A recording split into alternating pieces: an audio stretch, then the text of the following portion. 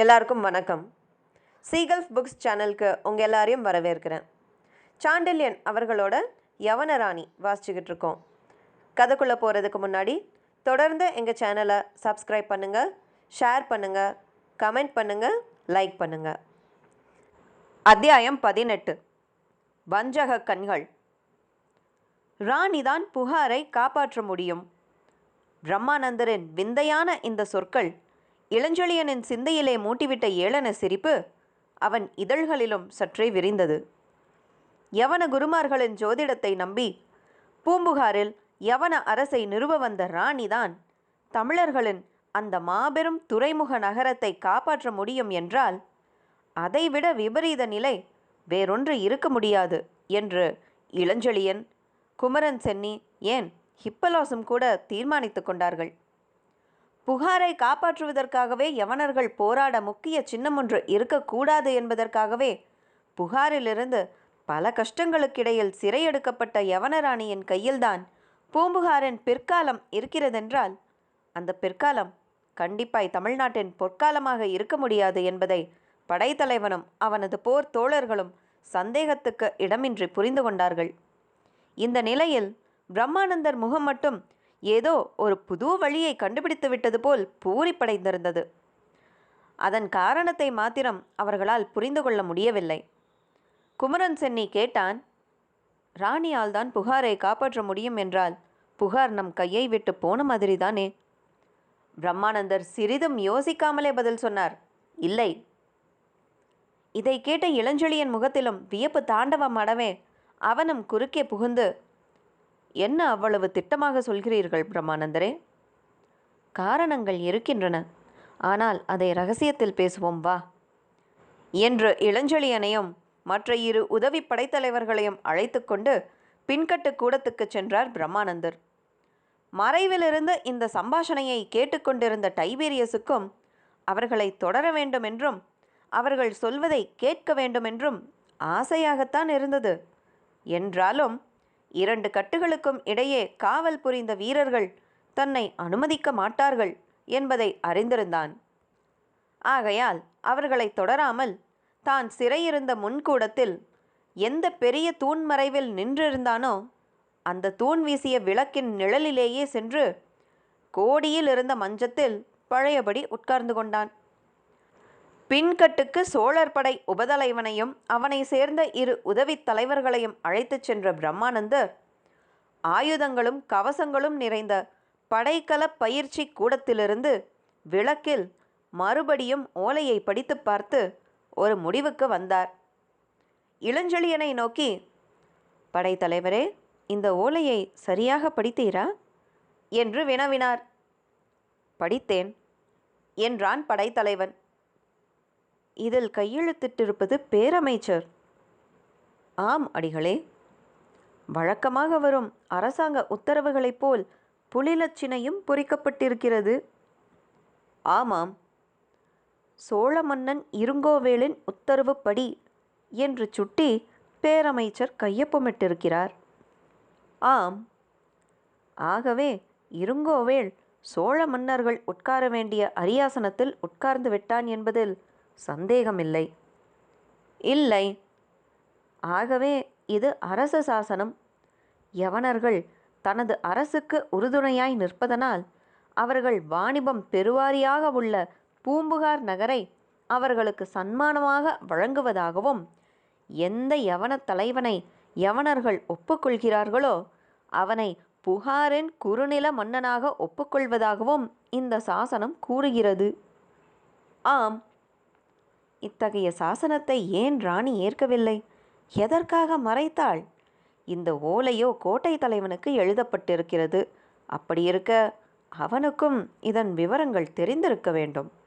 அப்படியானால் அவன் ஏன் இந்த விவரங்களை டைபீரியஸிடம் சொல்லவில்லை? ராணி இங்கு வந்த பின்புதானே டைபீரியஸ் இங்கு வந்தான். கேள்வி மேல் கேள்வியாக பிரம்மானந்தர் அடுக்கியதை கேட்ட படைத்தலைவன் மட்டுமின்றி குமரன் சென்னியும் ஹிப்பலாசும் கூட விடை காணாமல் தவித்தார்கள். பிரம்மானந்தர் நீண்ட நேரம் மௌனம் சாதித்து ஏதேதோ யோசித்துவிட்டு சொன்னார், படைத்தலைவரே, ராணி மட்டும் இஷ்டப்பட்டிருந்தால் இந்த ஓலைப்படி அவள் இன்று பூம்புகாரின் ராணியாய் இருந்திருக்கலாம்.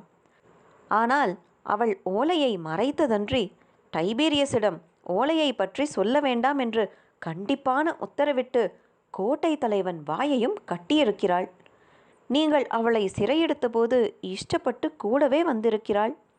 ஆம் ஆம், அதை அவளே சொன்னாள் என்று கூறினான் இளஞ்செழியன். அவள் சொல்லாமலே எனக்கு தெரியும் அவள் நடவடிக்கையின் காரணம். தமிழ்நாட்டின் அபாயமான காலத்தில் அவள் தமிழருக்கு செய்திருக்கும் இந்த உதவி மகத்தானது. படைத்தலைவரே, நாட்டின் நிலை உமக்கு புரிகிறதல்லவா என்று கேட்டார் பிரம்மானந்தர். சந்தேகமற புரிகிறது. தாயாதி காய்ச்சல் தமிழ்நாட்டை அடிமைப்படுத்த முயலுகிறது. இருங்கோவேள் இளஞ்சை சென்னியின் தாயாதி. சமயம் பார்த்து அரசரையும் அகற்றி இளவலையும் மறைத்து விட்டான். அரசர் இறந்தது. அரசர் இருக்கவில்லை, அழிக்கப்பட்டார். அரசுக்காக கொலை புரிவது வரலாற்றில் காணப்படாத புதுமை அல்ல படைத்தலைவரே. நமக்கு தெரிய வேண்டியதெல்லாம் இளவரசர் எங்கிருக்கிறார் என்பதுதான். இளவரசர் கொல்லப்படவில்லை என்பது தங்களுக்கு எப்படி தெரியும்? திருமாவளவன் கொல்லப்பட்டிருந்தால் நாட்டில் இத்தனை நேரம் புரட்சி கிளம்பியிருக்கும். அரசர் அழிவம் நேரடியாக நடந்திருக்காது. மக்கள் கண்களில் மண்ணை தூவியிருக்கிறான் இருங்கோவேள். அரசர் இறப்பு விபத்து என விளம்பரப்படுத்தப்பட்டிருக்கும். இளவரசர் மறைவுக்கு காரணம் கூறப்பட்டிருக்கும். உணவை ஜீரணம் செய்ய இஷ்டப்படுபவன் சிறிது சிறிதாகத்தான் உண்பான். முதலில் அரசர், பிறகு இளவரசர். இப்படித்தான் நடக்கும். இளவரசர் ஒன்று விஷயமறிந்து தப்பியிருக்க வேண்டும், அல்லது சிறை இருக்க வேண்டும். அதை அறிவது எப்படி? வழி இருக்கிறது படைத்தலைவரே. இருங்கோவேள் மிக சாமர்த்தியமாக வேலை செய்கிறான். புகாரை அவன் யவனர்களுக்கு ஏன் கொடுக்கிறான் தெரியுமா? ஏன்? எதிர்ப்பை சமாளிக்க. வானகரை தளத்தை பற்றி அவனுக்கு நன்றாக தெரியும். சோழ மன்னரிடம் உமக்குள்ள பக்தியையும் நன்றாக அறிவான். எதிர்கரையில் ஒரு பலமான விரோதியை தடுக்க பிற நாட்டாருக்கு அளிக்கப்படும் சன்மானம் புகார். இதில் அவன் தனியாக எதுவும் செய்யவில்லை. வேறு யார் துணை?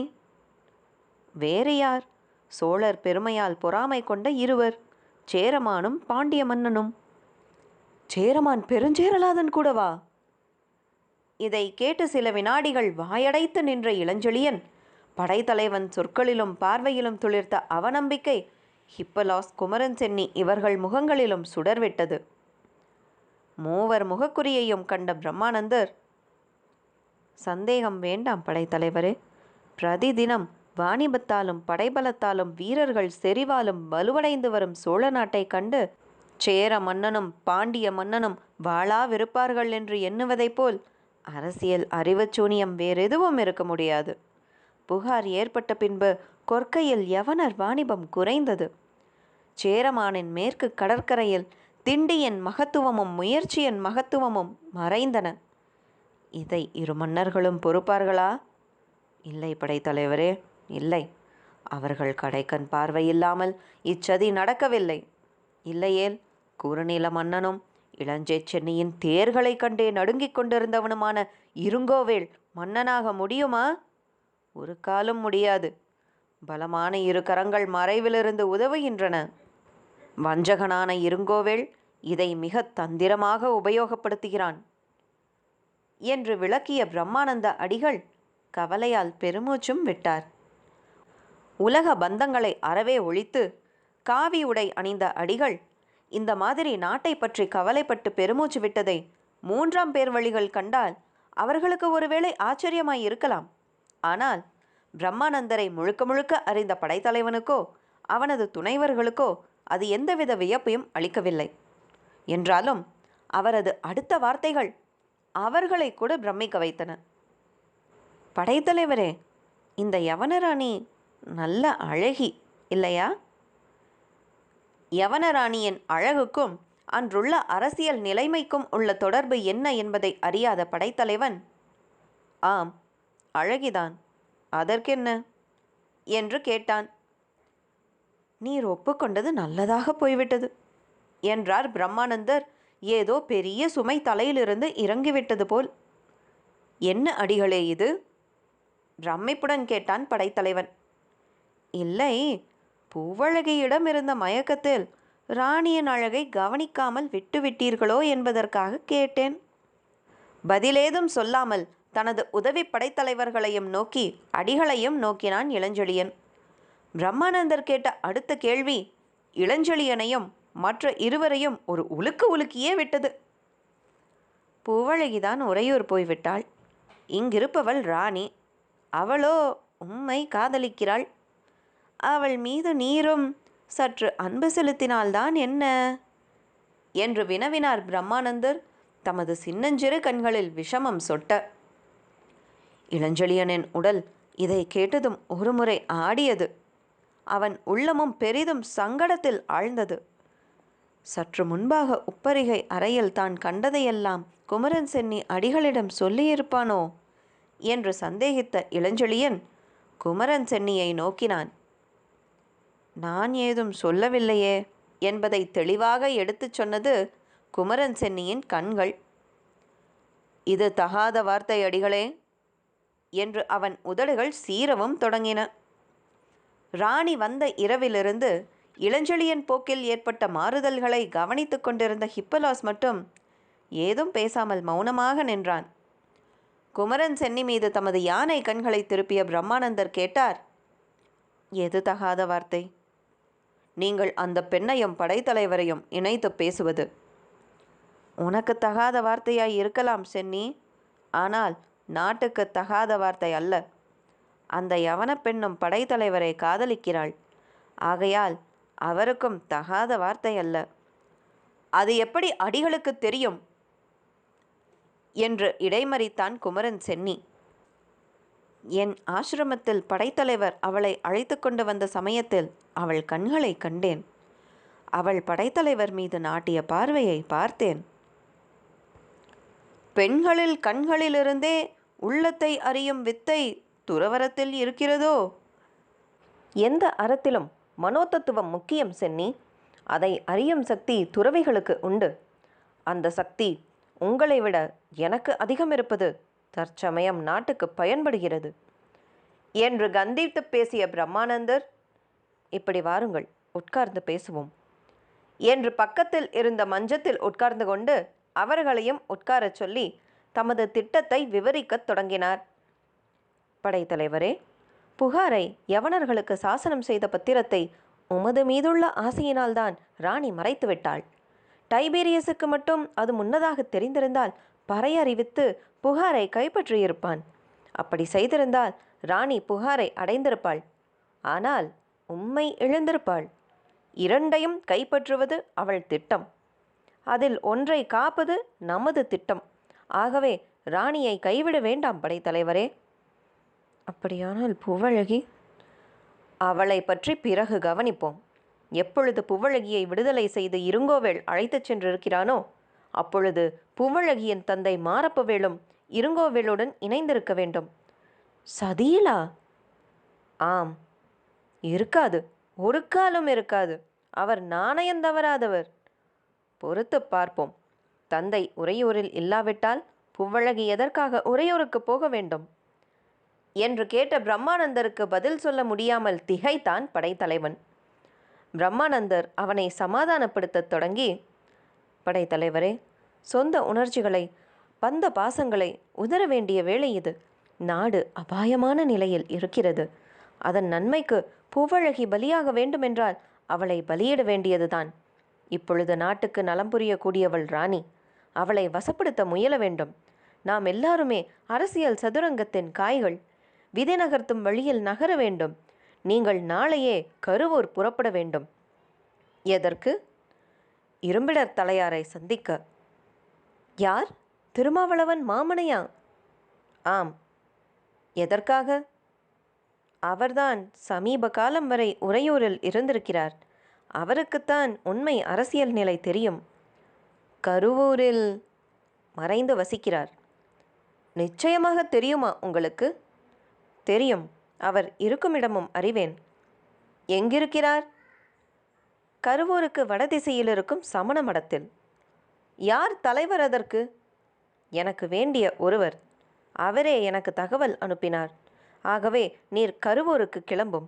இரும்பிடர் தலையாருக்கு ஓர் ஓலை தருகிறேன். அதை அவரிடம் கொடும். அதில் என் திட்டம் பூரணமாக இருக்கும் என்று கூறிய பிரம்மானந்தர், உம்முடன் ராணியையும் அழைத்துச் செல்லும். ராணி எதற்கு அடிகளே? காரணமில்லாமல் நான் எதையும் சொல்லவில்லை படைத்தலைவரே. நீர் ராணிக்கு கொடுத்துள்ள வாக்குப்படி டைபீரியஸை உடனே விடுதலை செய்தாக வேண்டும். டைபீரியஸ் புகாரில் யவனர்களை திரட்டி ராணியை மீட்க முயலும் முன்பாக ராணி அவன் கைக்கு எட்டாத தூரத்தில் இருக்க வேண்டும். அவள் இஷ்டப்பட்டு உங்கள் ஒருவருடன் தான் வருவாள். அடுத்த சில மாதங்களில் சோழ மண்டலத்தின் கதி மட்டுமல்ல, தமிழ்நாட்டின் தலைவிதியை தீர்மானிக்கப்படும். அதை வகுப்பதில் ராணி ஒரு முக்கிய பாத்திரம். அவள் உமது கையிலிருந்து நழுவாமல் பார்த்து கொள்ளும் என்று கூறிய பிரம்மானந்தர் காவல் வீரர்களை கூப்பிட்டு எழுது கருவிகள் கொண்டு வந்து ஓலை ஒன்றை எழுதி முடித்தார். அதில் முத்திரையையும் பதித்தார். படைத்தலைவனிடம் அதை ஒப்படைத்த பிரம்மானந்தர், படைத்தலைவரே, உம்மிடம் இப்பொழுது நான் ஒப்படைப்பது ஓலையல்ல, தமிழகத்தின் தலைவிதி. இதை திருமாவளவன் மாமனிடம் ஒப்படையும். இது எதிரிகள் கையில் விழுவதை விட உமது உயிரை விடுவதே மேல். டைபீரியஸை விடுதலை செய்து அவன் இங்கிருந்து படகேறிய மறுவினாடி நீரும் ராணியும் கருவூருக்கு புறப்பட வேண்டும். குமரன் சென்னி, டைபீரியஸை விடுதலை செய்து படகில் ஏற்றி வா. அவன் செல்வதை ராணியும் படைத்தலைவரும் பார்க்கட்டும். அதே சமயத்தில் இவர்கள் செல்ல இரு புறவிகளும் தயாராகட்டும் என்று உத்தரவிட்டார். அடிகளின் சொற்படியே அனைத்தும் நடந்தன. அவர் உத்தரவின்படி ராணியுடன் கருவூர் சமண மடத்தை 3வது நாள் இரவு அடைந்த இளஞ்செழியனை சமணமடத் தலைவரே வாயிலில் நின்று வரவேற்றார். படைத்தலைவன் காலத்தை ஓட்டாமல், இரும்பிடர் தலையார் எங்கிருக்கிறார் என்று வினவினான். உள் மண்டபத்தில் புத்தபிரான் திருவுருவத்தின் அருகில் அமர்ந்திருக்கிறார் என்று கூறிய சமணத்துறவி படைத்தலைவனையும் ராணியையும் உள்ளே அழைத்துச் சென்றார். ஆஜானுபாகுவான ஒரு மனிதன் புத்த பகவானுக்கு எதிரே மண்டியிட்டு வணங்கி கிடந்தான். படைத்தலைவர் வந்திருக்கிறார் என்றார் சமணத்துறவி. தலையை திருப்பாமலே கையை நீட்டினான் அந்த மனிதன். ஓலையை அவனுடைய கையில் வைக்கும்படி சமணத்துறவி சைகை செய்யவே கச்சையிலிருந்த பிரம்மானந்தர் ஓலையை எடுத்து அவன் கரத்தில் வைத்தான் இளஞ்செழியன்.